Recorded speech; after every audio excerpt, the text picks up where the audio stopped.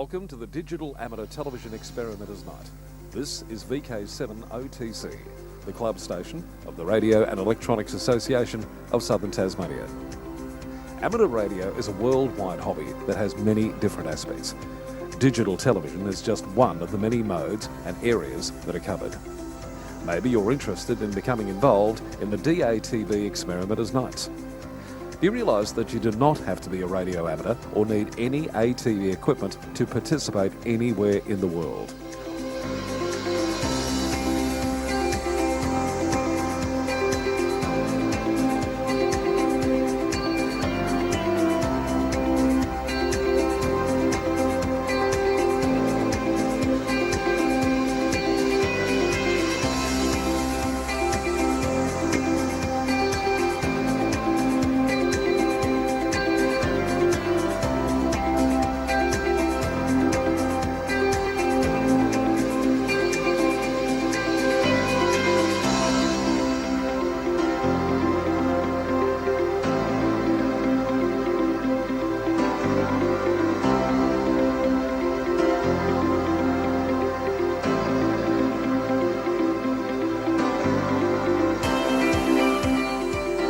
Also participate in the night by coming up to the Queen's Domain clubrooms. Yes, right on top of the Queen's Domain in the heritage-listed Coast Wireless Station. You never know, we might get you in front of the camera or behind doing one of the many roles during the night. We get underway with our program on a Wednesday night from 7:30 p.m. local time. We'll see you soon. This is VK7 OTC.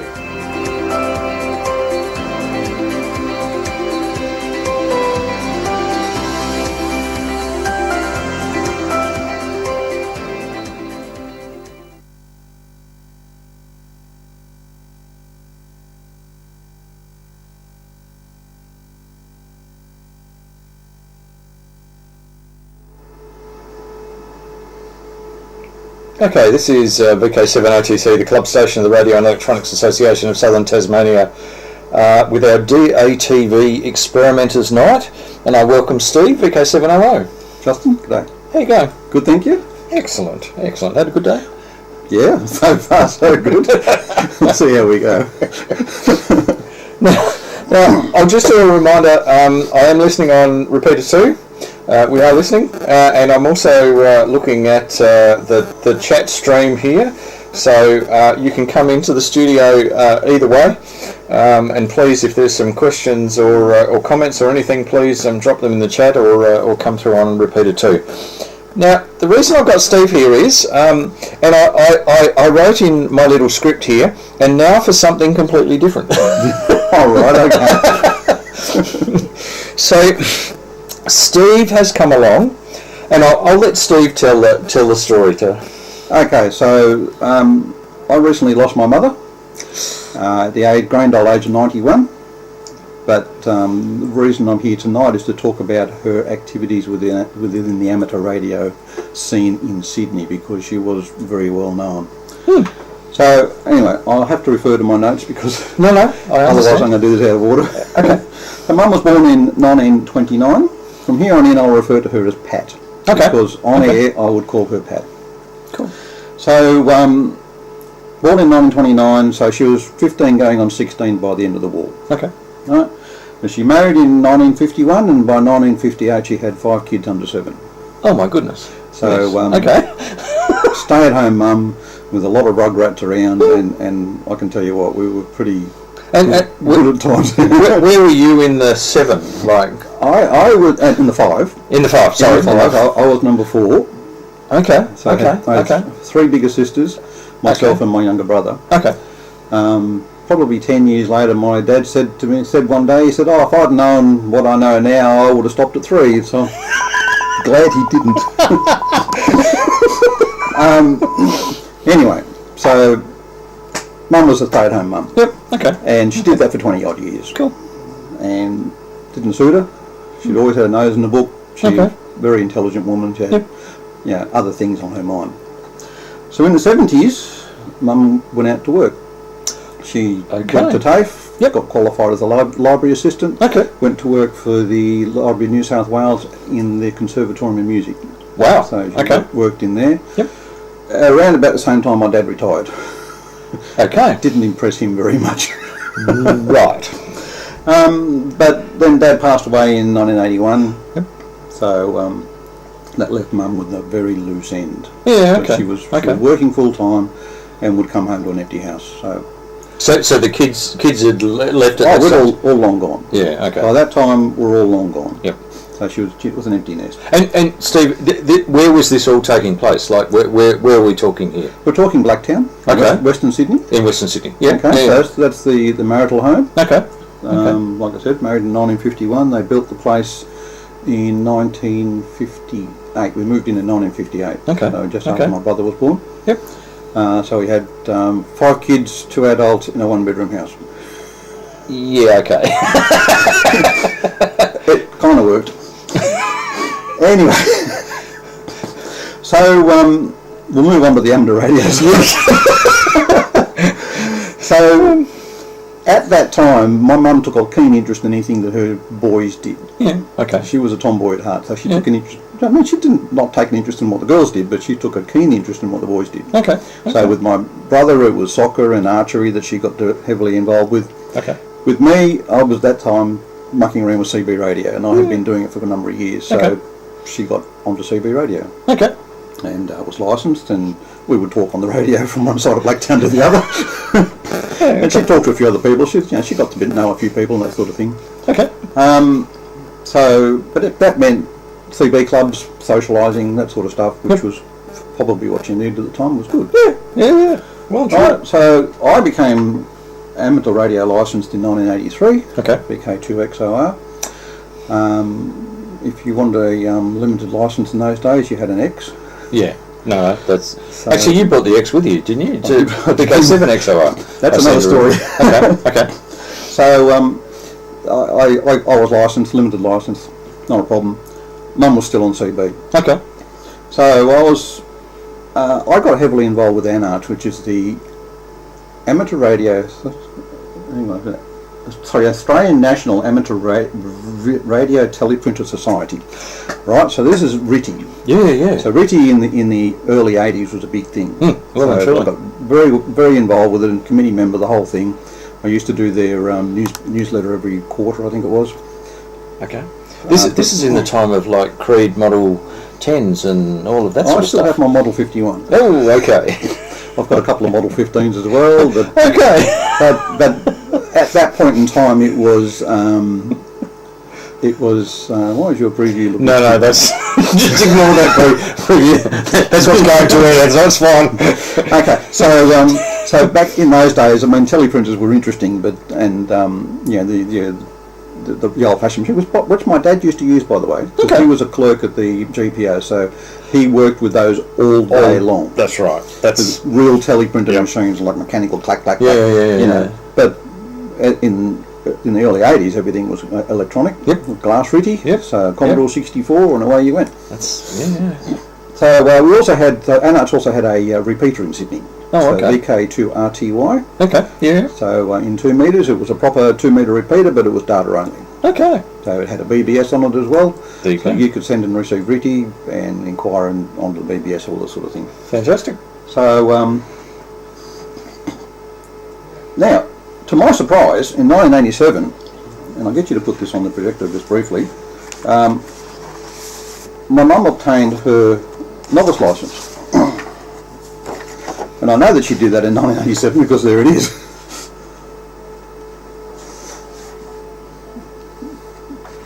Why haven't we got something on here?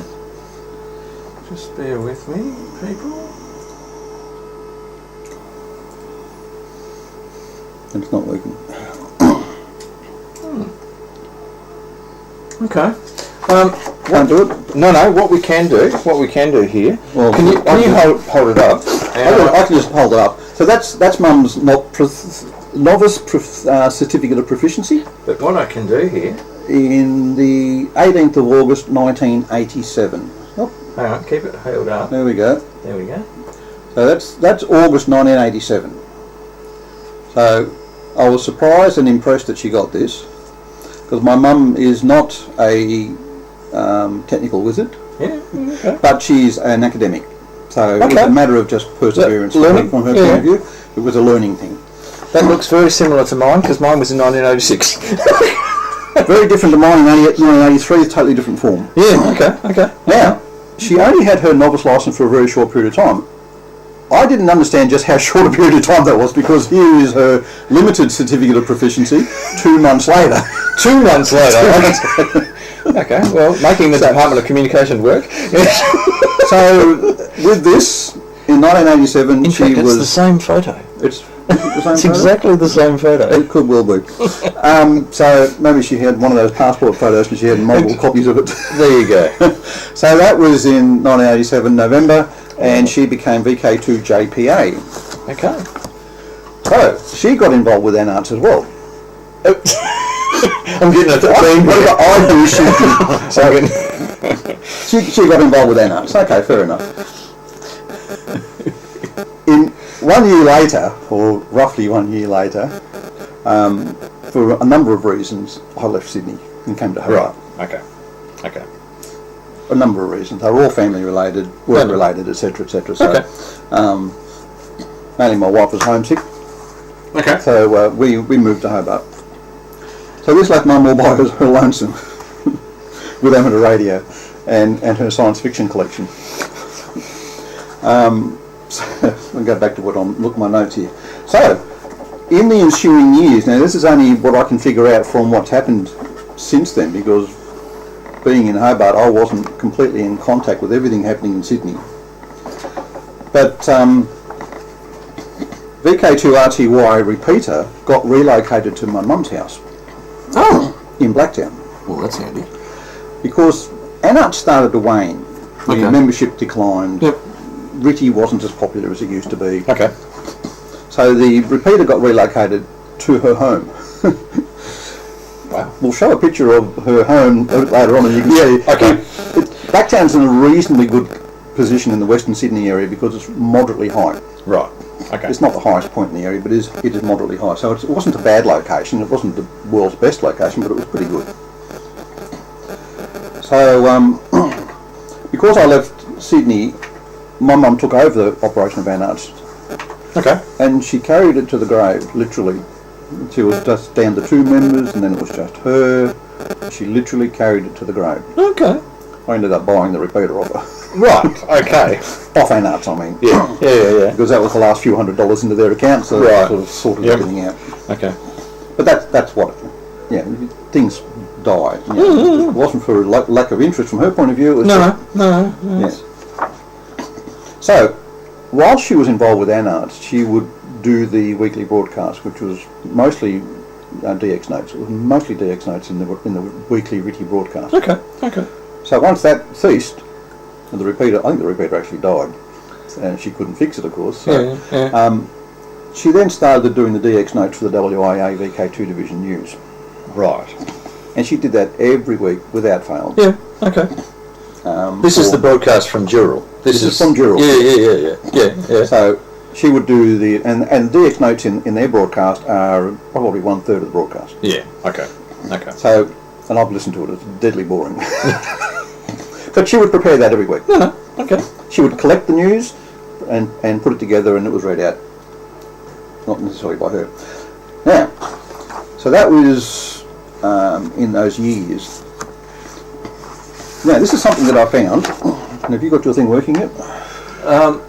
No, I haven't, but I can do exactly the same thing here. So this is my mother's, Pat VK2JPA, WICEN certificate of completion. She was a qualified WICEN operator.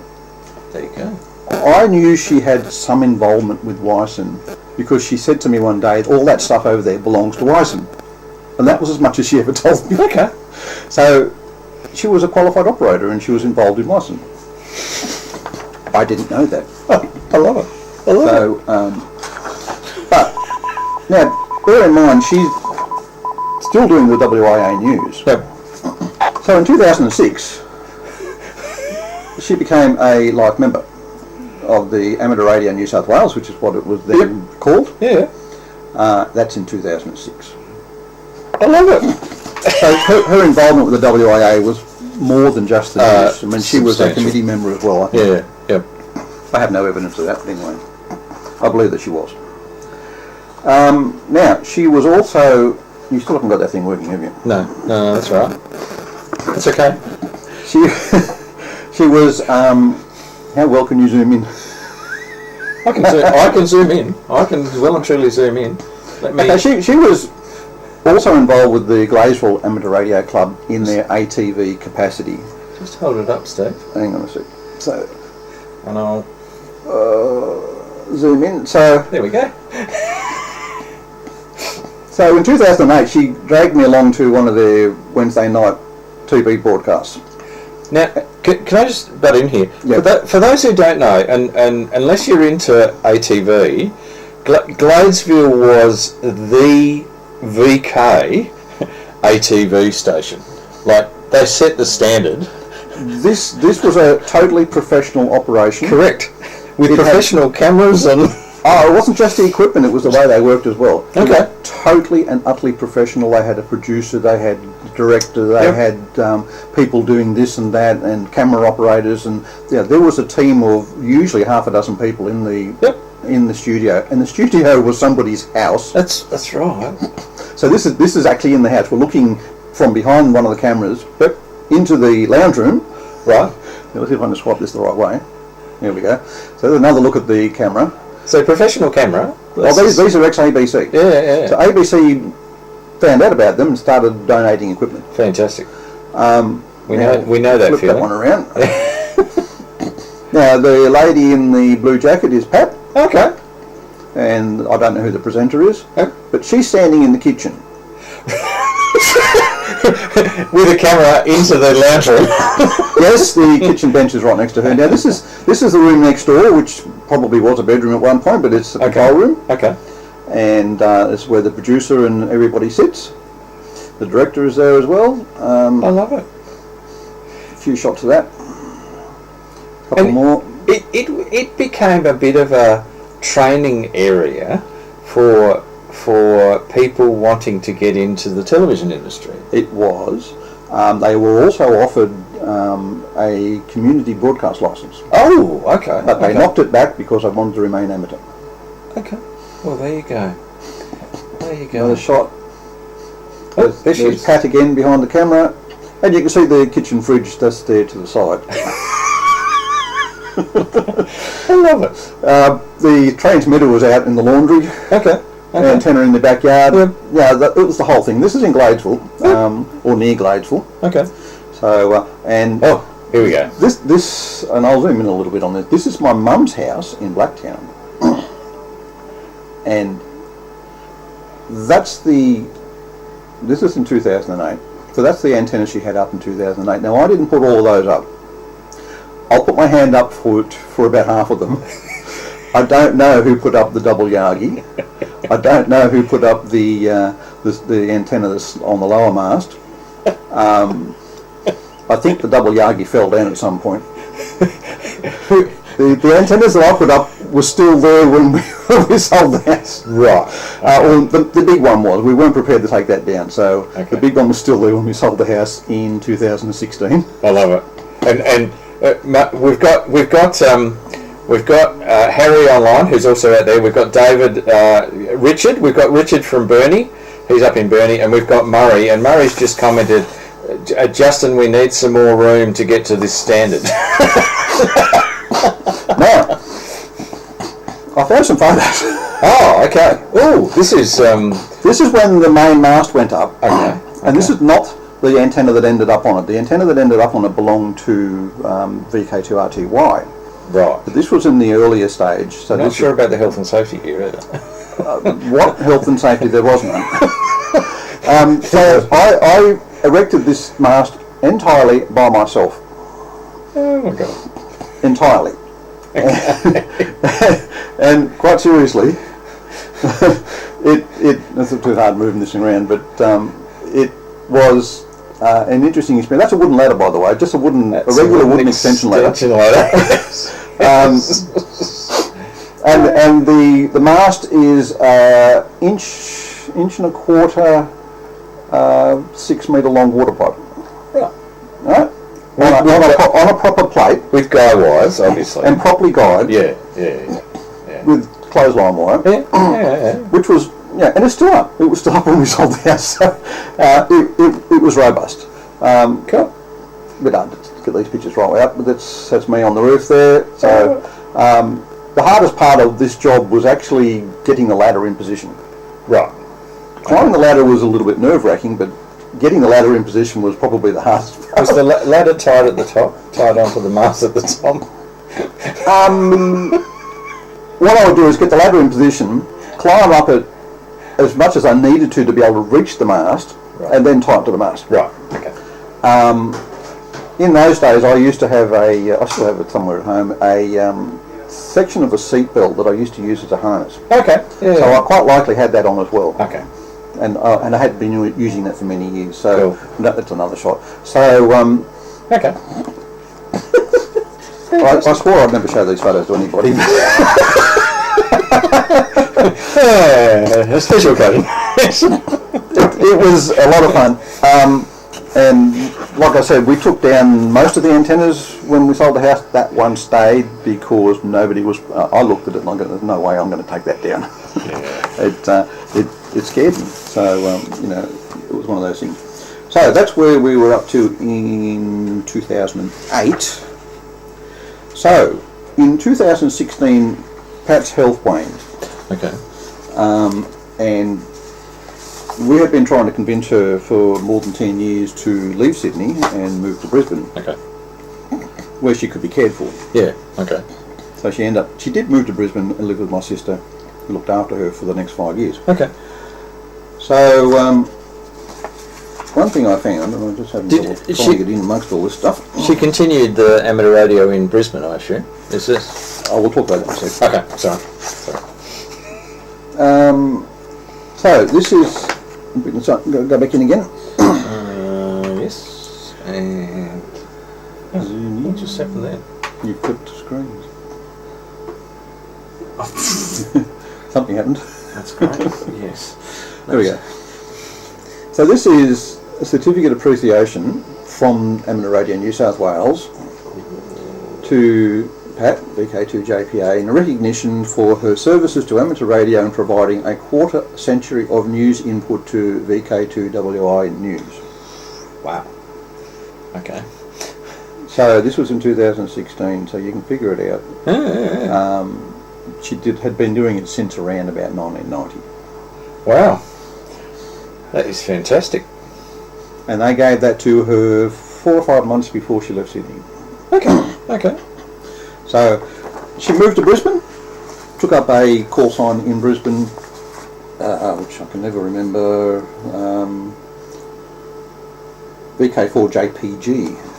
She kept her VK2 call sign, she did not want to release it. Okay. Yeah. Still has both call signs. Yeah.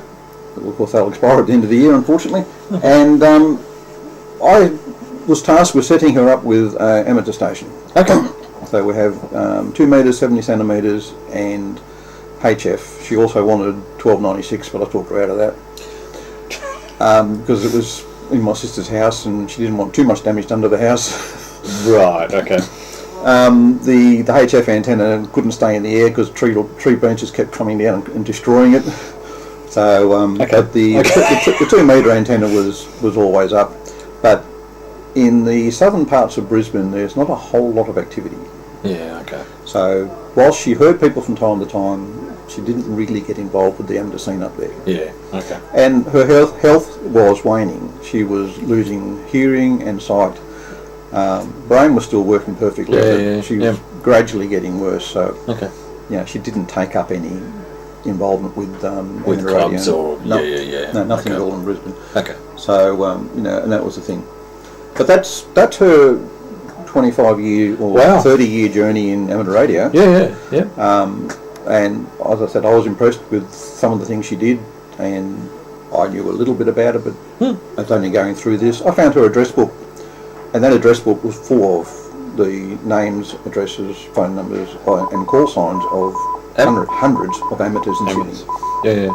Hundreds of them. Yeah. And so I knew she was involved with a handful of people.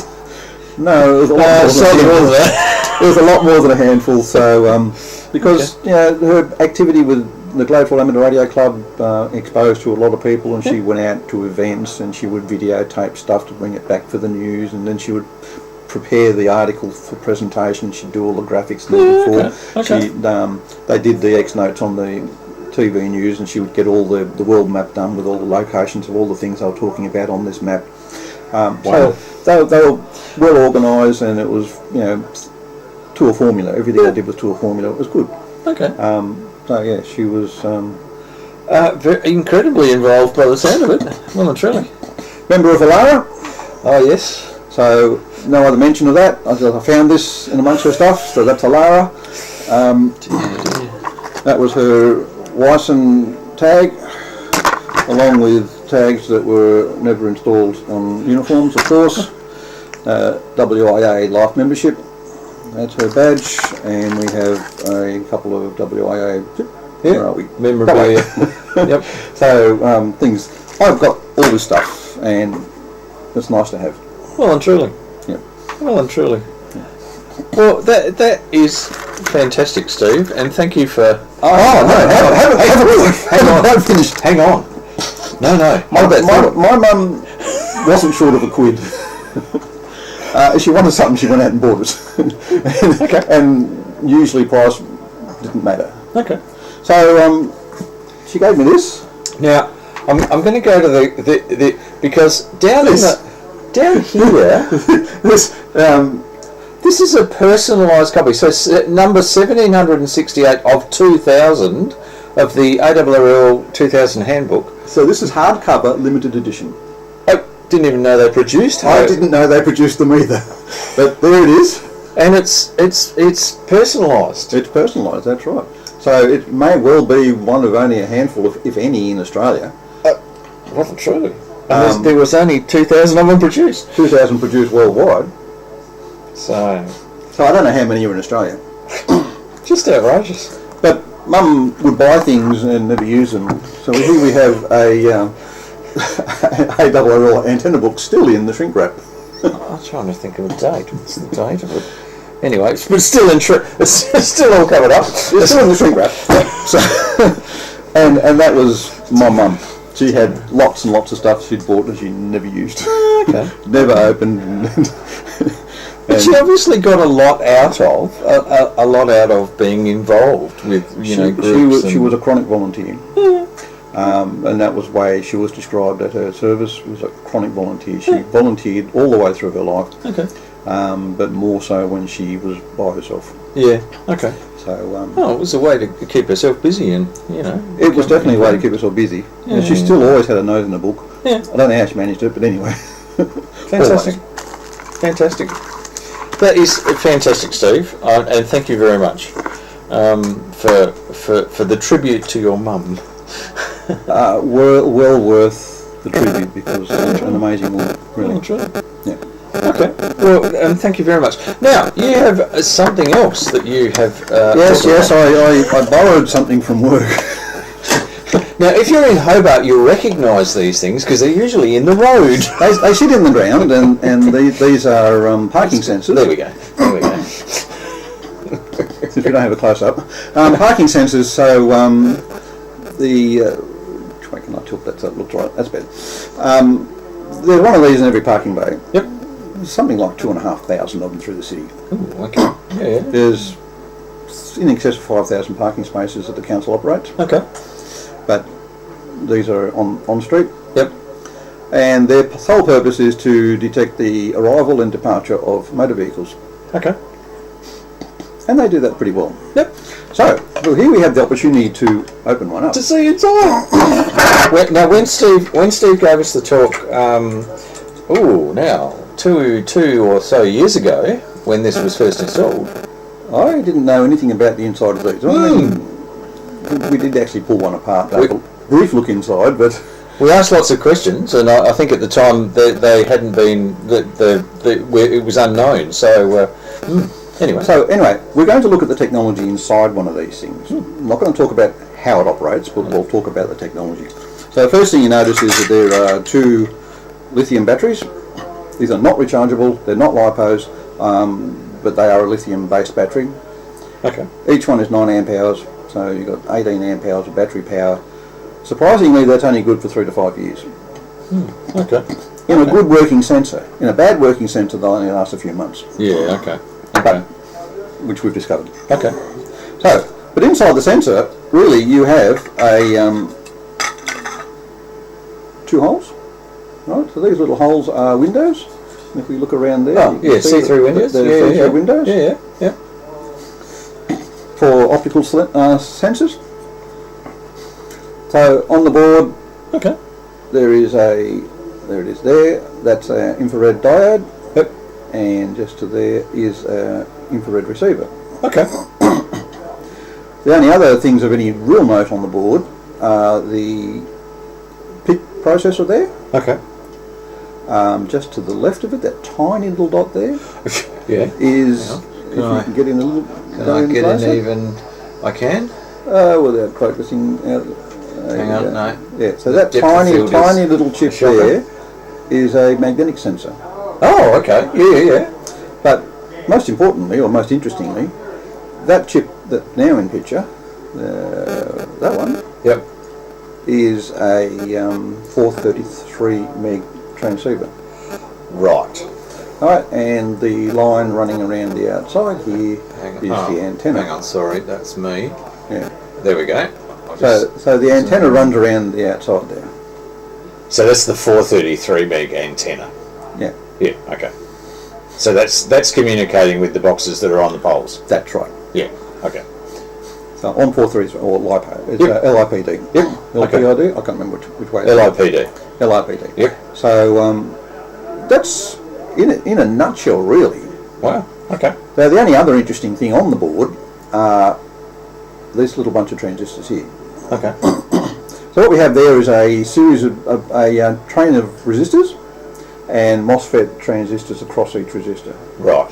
And by controlling which transistors are turned on or off, Yep. if they're all off, then maximum resistance in line with the infrared transmitter. Okay. Okay. And with all of them on, minimum resistance in line with the infrared transmitter. Okay. Therefore varying the intensity. Oh, yeah. Okay. Okay. Yeah. Just a very brief technical description of that. If I can get this to work. So it's a very similar circuit to this. This is one I picked off the web, so Okay. it's got more than 5 resistors in it. Yep. But the basic idea is that each of those transistors or MOSFETs will short out one or more resistors in the chain. Okay. So you can vary the power to the infrared diode, Okay. and that's what it's all about. Fantastic. Yeah. Okay. So there was something else I had here, and we'll just talk about the batteries. Now the batteries have a this is the discharge graph for batteries, Okay. and I can't get the whole thing on my screen. You'll see the number of milliamps drawn versus the battery life in hours. Okay. So 35 milliamps, constant draw on the battery, you only last 100 hours, which is 5 days, something like that. Yep. Not very long. Okay.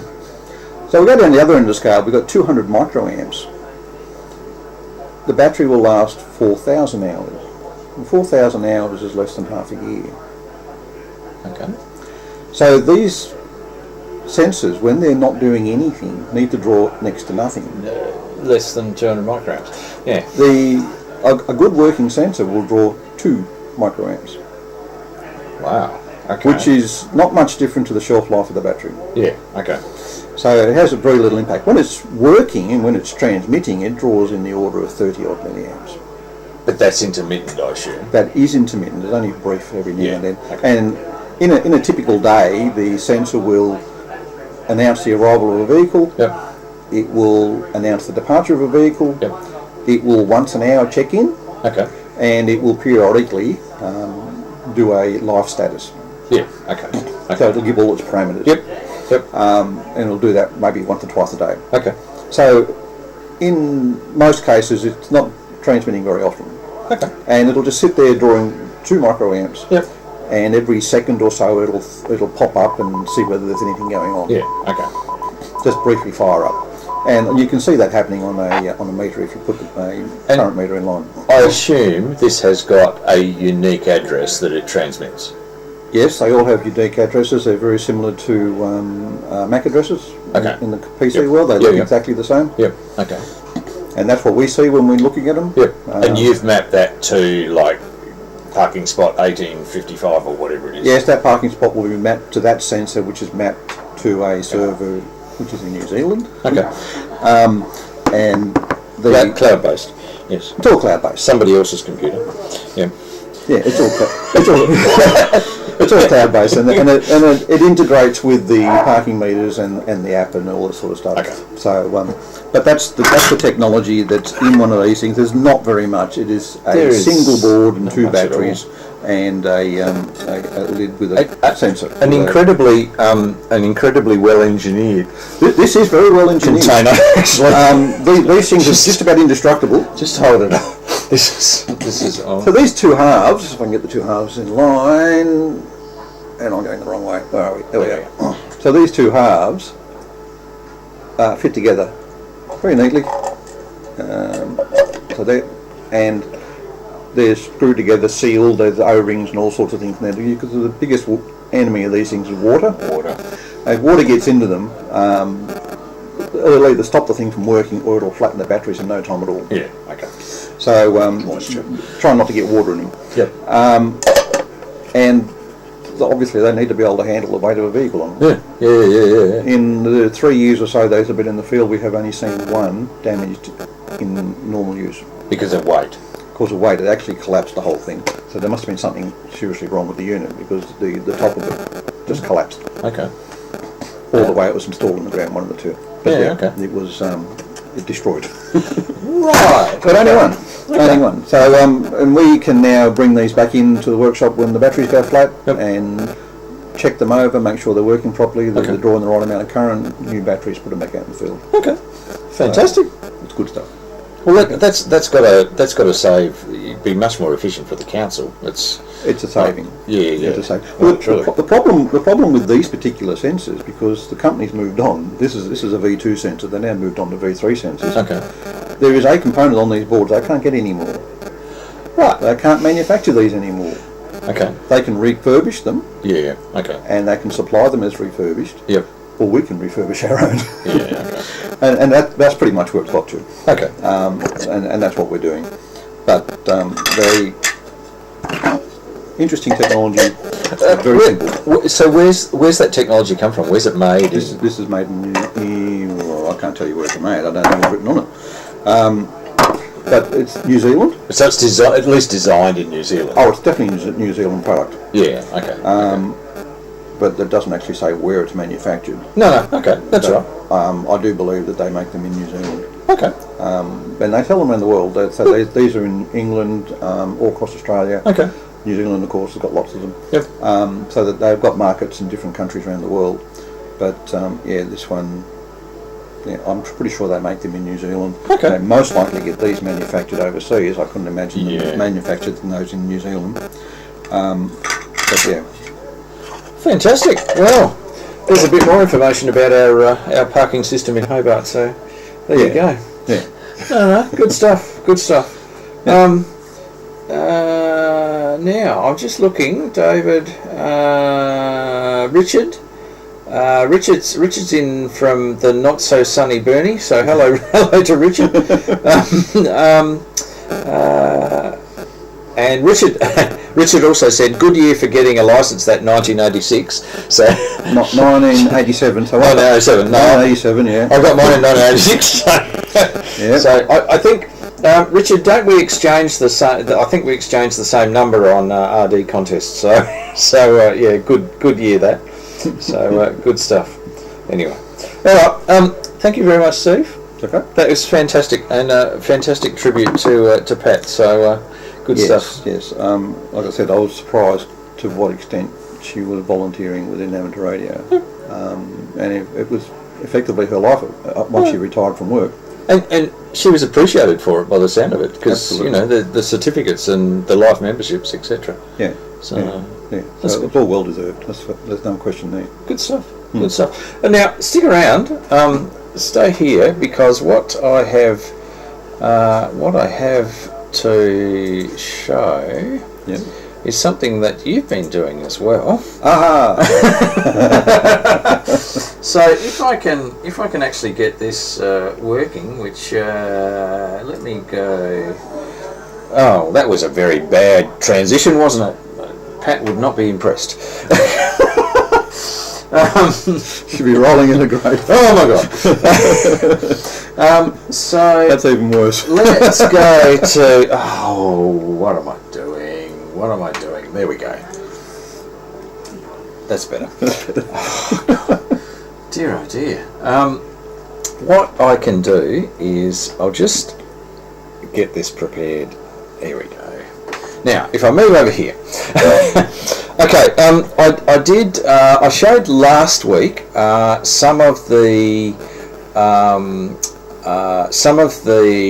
ISS pictures, slow scan TV pictures that received for the Moscow Aviation Institute's 75th anniversary. Well, from June 20th, I think it was, June 21st to June 26th, the ISS is constantly transmitting SSTV postcards in relation to the ISS MIA and the shuttle missions, and all of many of the astronauts and cosmonauts that were involved with those three areas. Now we've been actually receiving pictures over the last few nights. Now that was the very first one that I got a couple of nights ago. And you can see there's a bit of noise in there. That was a fairly low. So wherever it's green, that's where the signal's very weak. Yeah, and a bit of signal loss. Let's keep going here. So that was last night. So Oren Garriott, that was the first one. That was again a fairly low elevation pass. Now, here we go. That's an excellent one. That's a very good one. Now, I've got a bit of a problem with the Kuhne SSTV program that I use. Has a little bit of a problem syncing at the start, so which is why you've got a bit of noise at the bottom, because we haven't actually quite caught it at the beginning. But anyway, we're working on that one. But you'll notice that's Chris Hadfield. All right. And that's him, I think, in Mir. He spent some time in Mir, in the Russian space station. So that was one last night. Really good pass last night. Another good pass last night, and that's Doug Willock. Now, Doug Willock was the guy. This is on the ISS, but Doug was actually the guy that the South Hobart primary school kids spoke to. And you were there. Yep. You were there. So that's a really good. That was Commander Doug Willock. So that's good. Now there are 12 now. This was last night, and that is stereotypical of the ISS disappearing over the horizon. Yes. They start off with a great picture and it just disappears. Right about there, halfway through. So that I left that in because I thought that is what you'll experience. Now tonight there was a fantastic pass. So this was the first image in the pass. Yes, which I didn't get as good. But you notice it. I didn't get. It didn't start right. So there's a bit at the end missing here. The second one, fantastic. Yep. So that was the one right in the middle where, because it was about 60 odd degrees elevation. Yeah, it was right over the top. It was really good. And then the third pass, exactly the same as what we showed before. It just disappeared. I actually heard it all the way through until about here. Mm-hmm. And then it just dropped out. And literally, for me in that pass, it was below the horizon according to my tracking software, around about there. Well, mine told me that I lost it about a second after it finished. Okay. Oh well, that's good. Yeah. That's actually good and accurate. So now I'm not sure how this is going to come out. Oh yeah, okay. Now this is a little video I took. For those who haven't heard, now that's just showing my FD837, and it's automatically doing the Doppler shift, coming from GPredict, which is over here, and that's the SSTV software. So that's one of those really good passes. You can see the lines building up here, and that's the end. So I did that for a friend of mine at work, because he was asking lots of questions about how I was doing all of this wonderful stuff. Oh, what's going on here? Let's try 2. That's better. Let's try 2. So that's what's going on. And Steve, you've been receiving signals as well. Yes, I decided that I would do it through SDR. Okay. And it just turned out my favourite SDR program, which is SDR Console, has a satellite receiving mode. Nice. And it will track satellites for you. Okay. Okay. So you hook up your SDR to it. In my case, it's an S by HF. Yep. But an RTL dongle will do just as well. Yep. Hook that into the computer, SDR Console, bring up the satellite tracking part, which a few instructions you've got to turn on, how to turn it on. And once you've got it going, you can just choose the ISS, it'll follow it. Yep. And shows on the screen the footprint as it comes into view, tells you when you're going to acquire it, Yep. tells you how long you've got it for, and will do the Doppler shift for you. Love it. It shows the frequency is stable on the SDR display, but if you watch the waveform, you can see it moving. Yeah, okay. And then when it loses or acquires it, you see the waveform jumps.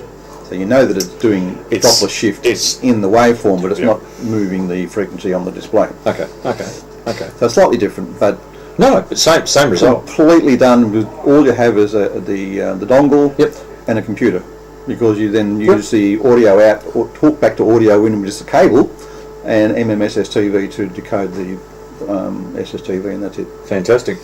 Very simple. Excellent. All I had to do with my computer was to minimise the program, because the computer's not very powerful and stuff, and the program's up on the screen, it's using too much. And SSTV just can't get a stable lock on the picture. Yeah, okay. But minimise SDR Console and your CPU usage drops by more than half. Yep, okay. And everything's fine. There you go. And that's on a low-powered computer. Yeah, okay. Works well. Well, there you go. So there's another way of doing it, and by the sound of it, a much easier way of doing it, because I had a lot of pain and suffering to get to where I've got. You've got cat control, and you've got GPredict, and you've got a lot of things going on. So I just do it all within the one piece of software. Which is much nicer.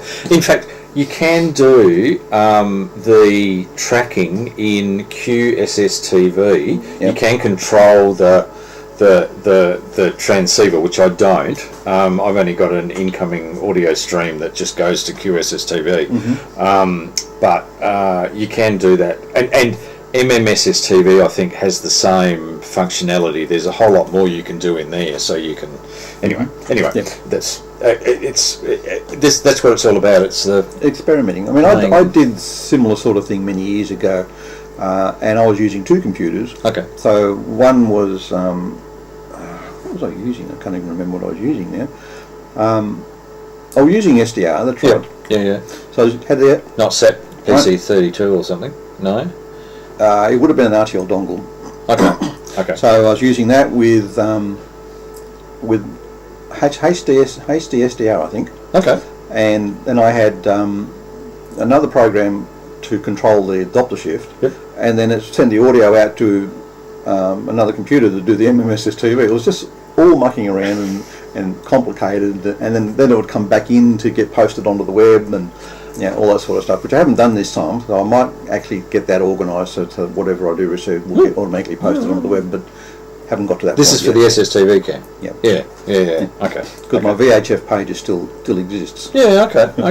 Hasn't been used for many years, but it's still there. Okay. So I might well do that later in the week. And Steve gave us a fascinating talk, which is on the Reast YouTube channel around the SSTV cam. So the webcam. So I've had a bit of fun with my cam lately. Okay.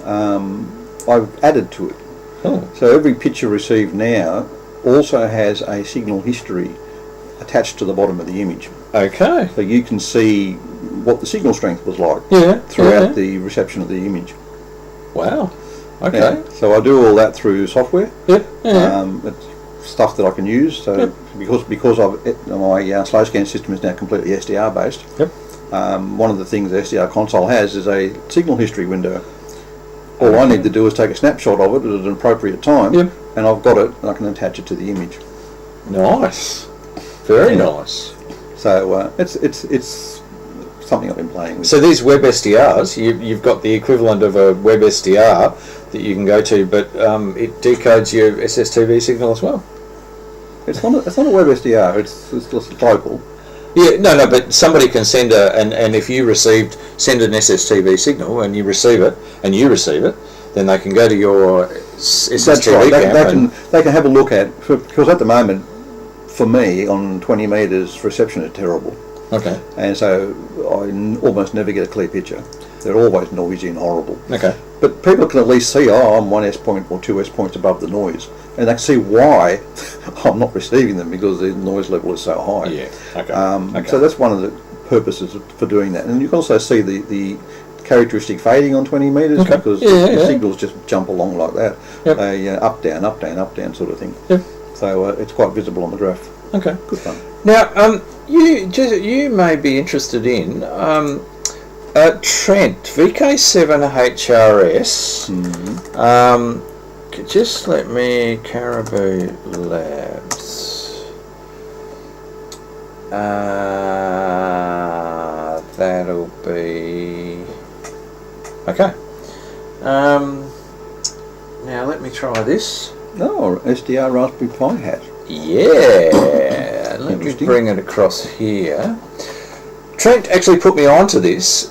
This is currently in development. It isn't currently available, but they're getting interest in the project, in the crowdfunded project. This is a up to 6 gig tunable range. Is that on a Pi Zero? That's on a Pi Zero. Yes. You're joking. Very nice, and in fact it's designed for the 40 pin. Any Raspberry Pi that's got the 40 pin connector on it, this is designed for. You can operate on that. It's got a very nice little what they're calling the Osmo bus, which is some functionality on the Pi which is not well known but is becoming much better known. It's got 2 transmit and receive SDR channels, so it is a transceiver. Right. It is actually a transceiver, which is covers the 30 meg to 6 gig, and then the other one's covering up to a gig. It's got full 4 mega samples per second IQ sampling for both transmit and receive. So it's putting out reasonably high quality signals you can get out of it. It's got reasonably stable clock on board and a few other bits and pieces. Fully open source. It's all available on GitHub, the libraries, and they suggest spectrum analyzers, generators, radios, etc. This is very interesting. It's got a little FPGA on it which controls everything, obviously. It's got this modem chip which goes up to 2 gigs. And I thought, well, hang on, how's it getting to 6? Well, these DDSs in here, actually, there's 2 of them. Yep. One that goes to 2.4 gigs and one that goes to pretty close to 6 gigs. Right, yeah. So that's how they're actually getting that. It's fully switchable. Each chain, they've got a receive chain and a transmit chain through here, plus a bypass. Yep. and you can swap over in this area to get your high and low pass filters for your transmit and receive. You've got the ability to cross over in this area, and also switched receive chain to transmit chain, etc., etc. This is all of your 40-pin connector, and then there's the little bit of creating some voltages which are required.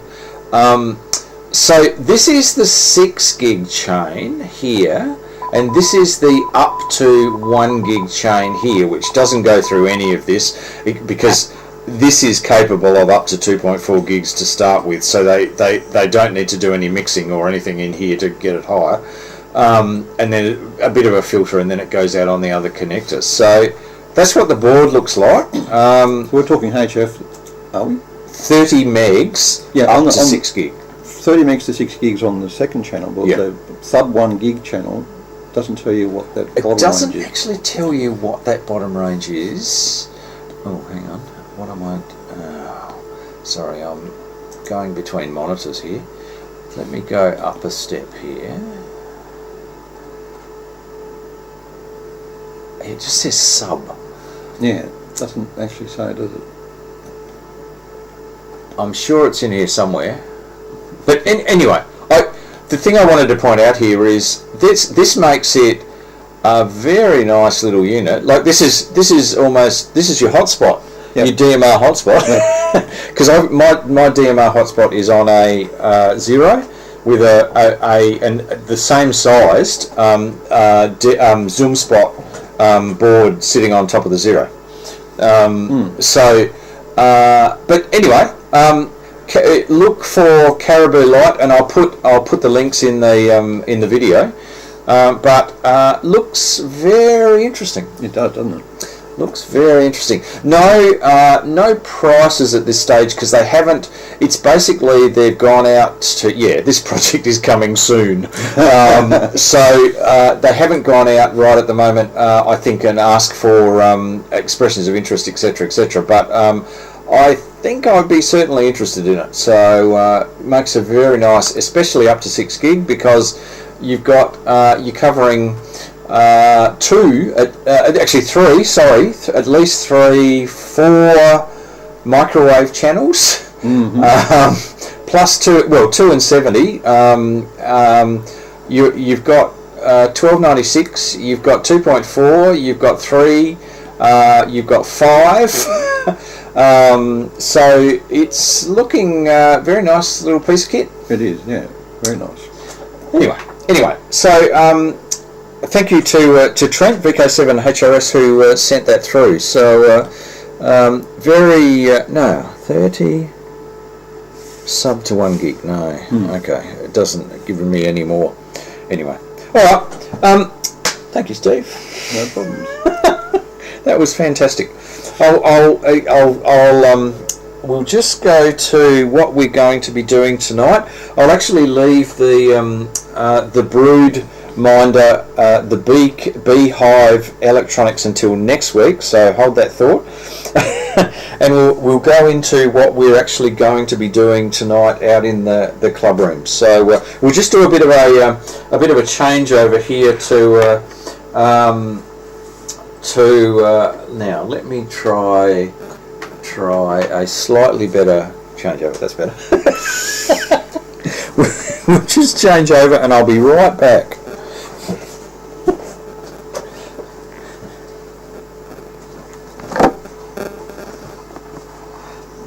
Now can I grab that? We'll swap over here.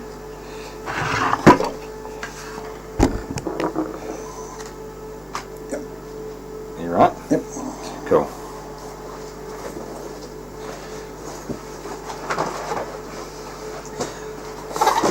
Okay.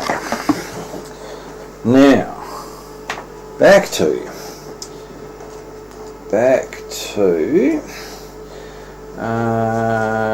now.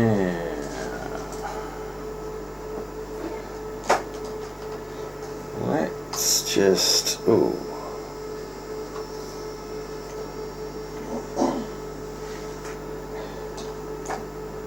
Alright.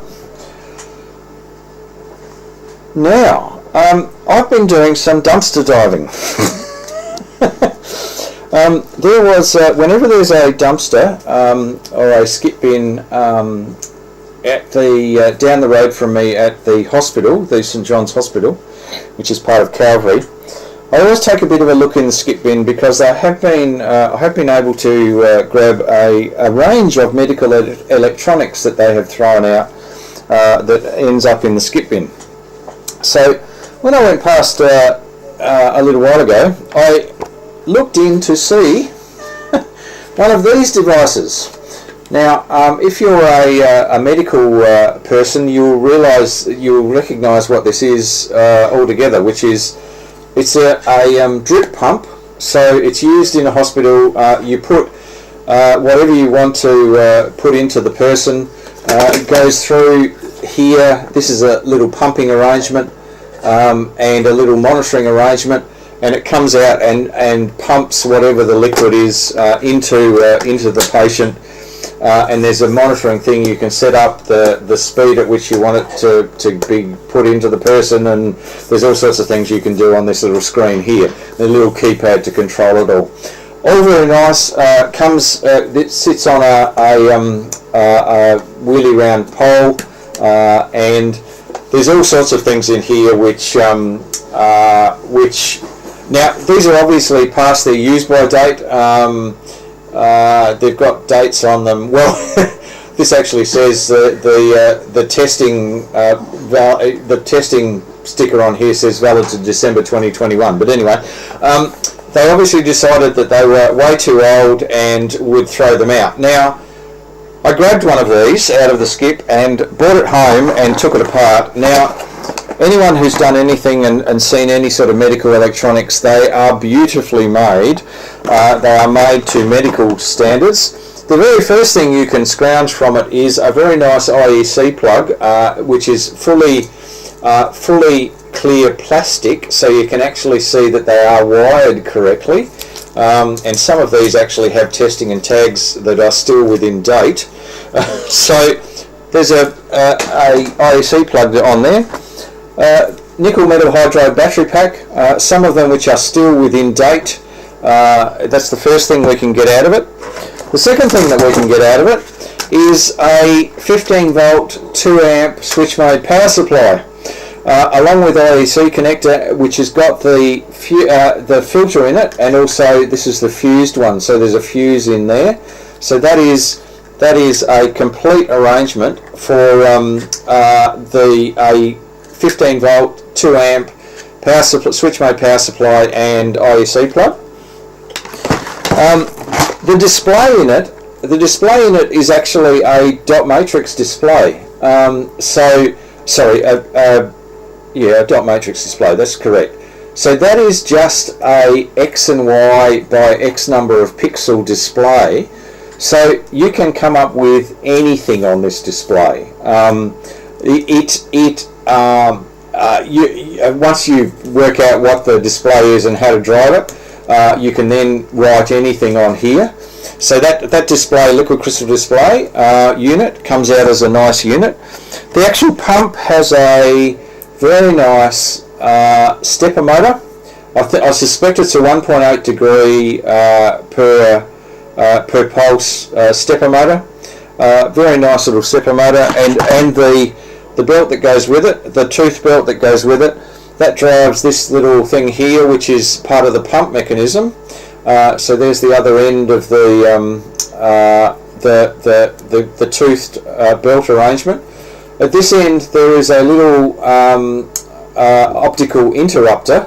There's two of them that go into a little PCB that has LED photodiode arrangements for those two interrupters. So I pulled that out because that's part of it. There is a 64 meg, I got a 64 meg SD card. Now the other ones that we've taken apart have 128 meg and also 2 gig SSD cards in them. So they're worth keeping. There's a whole lot of springs and other bits and pieces which we are salvaging from these units. So Now, the funny story that goes with these units are, when I took the first one apart, I took the battery out and I thought, oh, okay, that's great. That'll be the last little bit of power source that I need to remove. And I went to take the PCB out of it, and it started beeping at me. And I wondered where the hell it was coming from.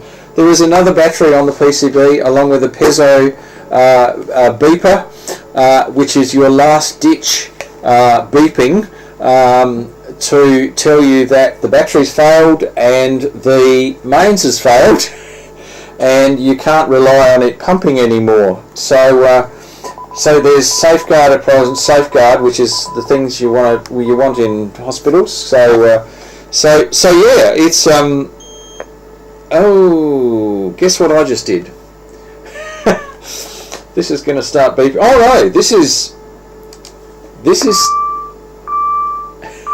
starting up and telling us there's enough in the battery, obviously, in here, and telling us that the battery's going flat, and I hope I can switch this off. Yes.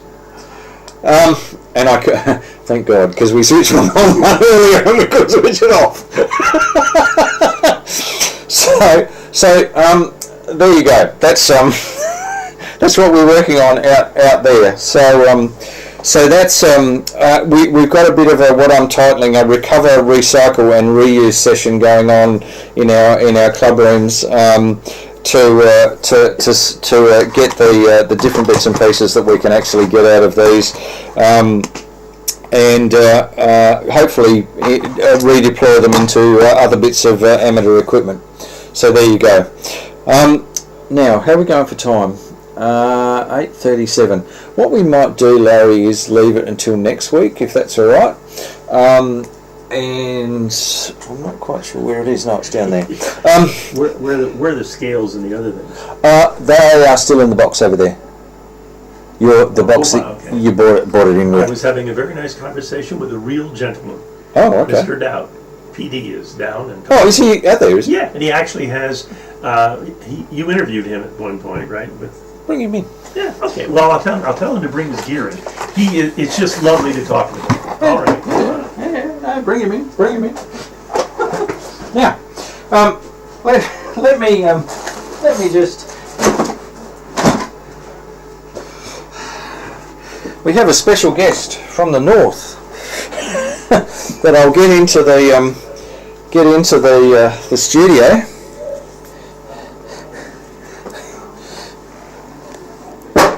Entree, Mr. Dowd, Mr. VK7PD.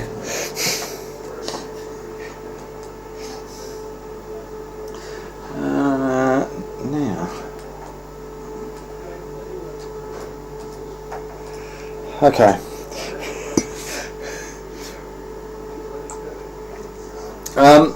Now, David, how much does one of those things cost? I suspect quite a lot, David. I really do actually suspect they cost quite a lot, and absolute devastation. Absolute devastation to find them in a skip bin. Now, put that up here. Hello, Peter.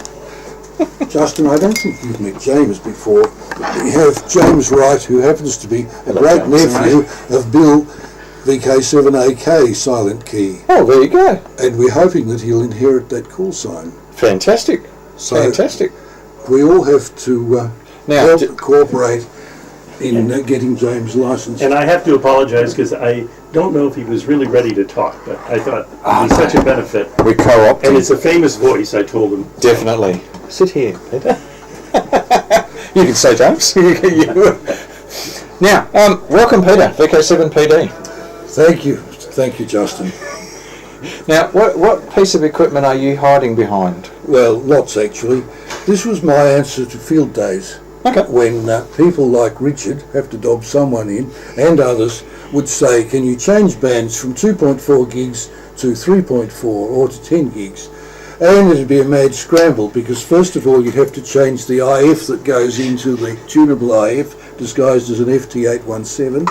Then you'd have to change the 10 meg reference that this antenna Yes. There's a provides GPS. GPS antenna. The power, turn the power onto it, the press to talk, and the antenna that was connected to the device. And when you've got a bundle of cables there, even though they're nicely labelled, finding the right ones to do that, it took us at least 10 minutes every time we changed bands. And in the middle of a field day or a contest, when you're trying to give everyone a contact and hurry it up, that has whiskers on it. Yes. So I found this rack device, whatever it is, lying around in the NTARC club rooms, and I thought I might be able to do something with that. Now, to change bands, most of the time, all we have to do is turn this knob. Oh, I love it. And on it comes. But I can tell you that there was a lot of work went into building up this thing. There you go. To change the IF going into the FT817, switching that, some of the frequencies are on the 70 centimetre band, some on 2 metre band. Okay. You don't switch them with a rotary switch if you want a low SWR for this poor thing to look into. Yep. So if we could see into there's a series of mini kits, yes. antenna relays, Yes, yes. and they do the switching of that. Fantastic. So getting them correctly sequenced took a bit of figuring out and quite a few mistakes along the way, to be honest about it. Okay. Anyway, dealing with the other part of it, one end of these is the GPS receiver, the other end is the 10 meg distribution. Yeah. for it. Okay.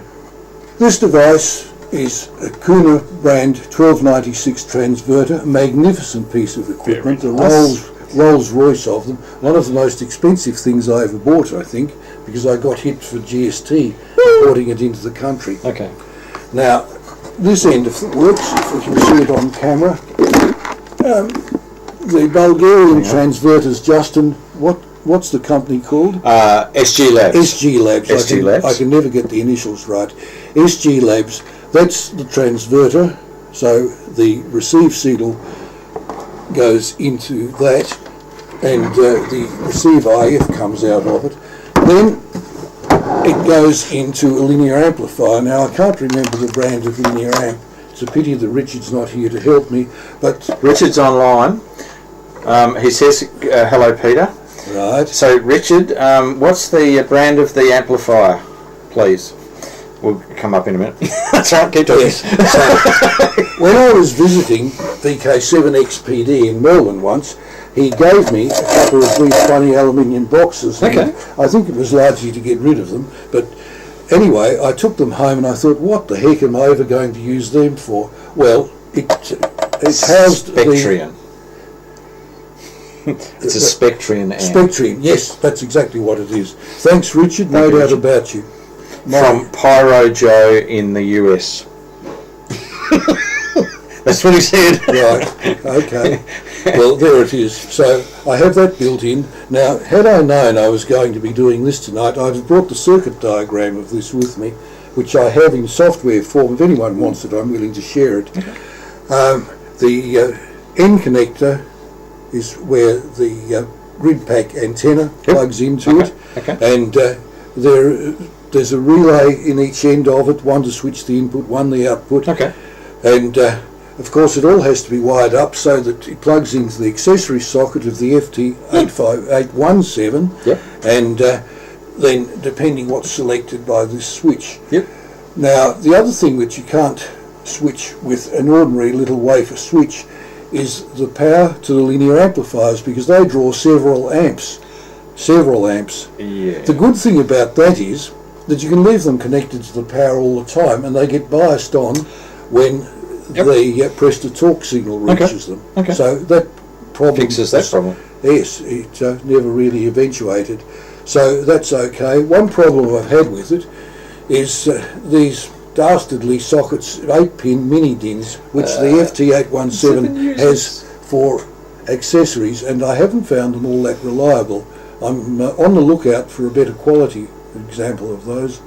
So on the reverse side here, I've got a BNC socket rather, marked 3 centimetres, and the 10 gigahertz transverter plugs into that. Okay. The transverter itself, of course, is on the tripod, as it has to be. Yep. I don't have flexible waveguides for putting it into this. Okay. Thanks very much.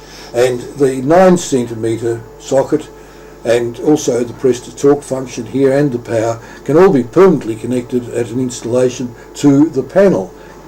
Very nice. Thanks to the work done by the Geelong Amateur Radio Club in distributing these panels and figuring out what to do with the damn things. And I did a test last night with Hayden VK7HRS between Bathurst Street, West Hobart, isn't it? Get my geography right. But yeah. And Hayden at Sandy Bay, bouncing the signal off Mount Rumney. And weak signals, but they did work in both directions. Fantastic. So that was one of the reasons for coming to Hobart. My main reason was to bring the 10 gigahertz dish for Rex to adjust for maximum receiver performance or optimum receiver performance on sun news today. Okay. Sun noise. Sun noise, Yeah. not news. And the hardest part is there finding some sun. Today? Yes, Justin's quite right. But we did get a fleeting glimpse of sun, and we were able to do it. Lovely. And Rex assures me that he measured 4.4 dB of sun noise, which for a 60 centimetre dish is quite acceptable. Okay. So, hopefully Murray and Richard and Murray's online. and possibly Rex will hear me on 10 gigs at the weekend. I'll be at White Hills. Well, not maybe under my call sign, but possibly TOZ. Andrew VK7DW, Okay. yes, Okay. and possibly James VK7JAM might be on the mic, and I'll be acting as the roadie Fantastic. to get the gear going. So that's our ambition, and if anyone else would like to give us contacts on either end, please come on, the more the merrier, especially around Hobart, Here. for Richard's sake. And that'll include Justin, I expect. I'm at New Norfolk. I'm at Peppermint Hill Lookout at New Norfolk. Okay. Now I've got a great view north. Not quite sure about south though, but Right. we'll work on that one. So may we expect to work you on from our place at White Hills? At least 1296. I will be taking Okay. 10 gigs with me. Right. But 10 gigs will be ambitious. We can but try. Yes. My next move. And and I'll have 6, 2 and 70 with large Yogis. So I'll certainly be working you on those. Oh, good. Yes. Now I think that I'll only be vertically polarised on 6 metres. Okay, that's right. Yes. So I've got 100 watts and 4 element beam, so okay. I think we'll overcome the polarity loss. We'll see. Okay. We can give it a go, and I'm hoping there might be some people in the northwest on some of those bands too. Okay. So we'll see what happens. Okay. Considering that a few years ago my VK3 friends were saying no one in VK7 ever goes in field days, I think that's all changed in recent years. Yeah, definitely. Definitely. So there it is. That was a bit of a dog's breakfast, No, but it's it very does impressive. bring all of those bands I've mentioned together, and it makes it one heck of a lot easier for changing bands, and it does work, and I have witnesses to prove that. In fact, last field day I didn't even use it. I lent it to Andrew and to James that I just mentioned, Okay. and they agreed that it was most successful. And the other thing, under the late Joe Gelston's influence, I changed over to Anderson connectors. And never look back. Some people swear by them and some people swear at them, so you can take your pick. No, I swear by them. Okay, well, they have Justin's All- seal all- of approval. All mine have been changed over to Anderson connectors, so... Before that, I had banana plugs, and Joe was horrified. Yes. So, In a very Joe way. yes, he said so. Yes. Didn't mince any words. I must say that the advantage of having everything GPS locked, even when not using digital modes, which on the upper bands, No. it's essential. Where's my antenna gone? Oh, there it is. It's very satisfying at 10 gigahertz to go on and talk to Rex, who naturally is also GPS locked. Go and, to a frequency and just talk to him. and it's right on pitch. Now, Correct. you can't always rely on that on 80 metres in a net. Correct. Correct. You sometimes have to correct for it, but yes, with GPS locking, even way up on those frequencies, Is just amazing. it is amazing. So good. Okay, well, So what else, Peter, have you been up to in the amateur radio world? You can't escape that quick. I thought you were going to get me to take my junk out of here. No. Yes. Well, I've been doing a little bit of antenna building lately and tweaking around with things, and yes, this was my main project in recent times. Okay. But getting away from amateur radio, those who remember the brand, I recently restored a Chrysler valve stereogram from 1959. Wow. Okay. Okay. And I had to replace one of the 6M5s in it. You're not old enough to remember what a 6M5 is, sorry. Justin. It's I know it's a valve. an output valve, and I had to replace some resistors and things in it as well. And away it goes. Is that a vertical oscillator, television vertical oscillator valve? No, they were always an audio valve. I believe they will work at HF for RF application. No. No, vertical oscillator valve, they were usually 6BM8, 6GV8. 6BM8s, that's what I was thinking about. Yes, but the standard pentode one, there was vertical 6CW5, I think. Yeah. And that was the vertical oscillator version, if I can put it that way, of the 6BQ5. Okay. Which was just about the ultimate in that size, physical size of audio valves. Well, there you go. Yes, so that's one thing that's kept me busy. Now, one area that's got me beaten at the moment, the record changer, a Garrard record changer. It's got the rubber drive wheel, the idler wheel has gone hard, the rubber in it, so it slips, and also it won't switch off when it runs out of records. Oh, okay. And I used to fix things like that, and this one's got me beat. So if anyone out there has some ideas or would volunteer to have a look at it, please let me know. And the other thing about it is, if there's some clever dick out there with a 3D printer, I think it should be possible to manufacture a new idler wheel on a 3D printer. Yeah. And put an O-ring or something around it for the rubber, for the... No? Possibly, that would be one alternative. Yes, if you could get the right size O-ring. Well, no, WES Components is actually the place for that stuff. WES has huge array of all of the bits that perish, so the rubber bits and the pinch wheels. They don't have the Garrard idler wheel. I had a look. Right. Okay. No, sorry, can't help you with that. I'd be very impressed if they did. Yes, they probably have sold them in the past and they've ended up on the tip. But the old stock, unlike old valves, new old stock for valves, they're as good as the day they were made. Correct. But rubber things like rubber wheels and belts, no, they've still perished whether they be in use or not. They still perish, Yes. unfortunately. Yes, I've got some cassette decks that are Yes. suffered. The pinch wheels are well and truly beyond their recoverable age. And the belts tend to stretch to twice their original size. Correct. So yeah, but that's excellent. That's and the reason why you have restored this Chrysler stereogram. Is there a particular reason? The owner is elderly, he's even older than me, and it belonged to his father, and he had fond memories of using it, and he has a stock of old vinyl records that he'd like to play on it. Oh, fantastic. So I thought that was a good enough reason. Yeah. But failing all else, we might have to get a new turntable for it. Yes, and there are plenty of sources of turntables. Well and truly, I can attest to that. Yes, So- and I don't think that he necessarily wants it to be an automatic changer. Okay. Most people with automatic changers didn't necessarily use them for that. They only used them as singles. So we'll see. Fantastic. Well, fantastic to see you, Peter. Thank you. And James. Yes, Definitely. And I hope that we see more of James in these premises. Oh, okay. Yes. Are you down this end of the woods, or? He works in Hobart. Well, you are very most welcome on a Wednesday night. Well and truly. We've finally made it up the hill, and we'll attempt to make it up more regularly now. Here. Yeah, well, you know where the place is now. So Find it. He helped me find it tonight. okay. I took one wrong turn on the way up. yeah, and just ignore the sign that says down the bottom, on Wednesday nights is open until 10 o'clock. So pretty common someone had a key. So. Yeah. So don't worry about that. So fantastic. Thank you, Peter. Well, Thank you very much, and good luck on the field day.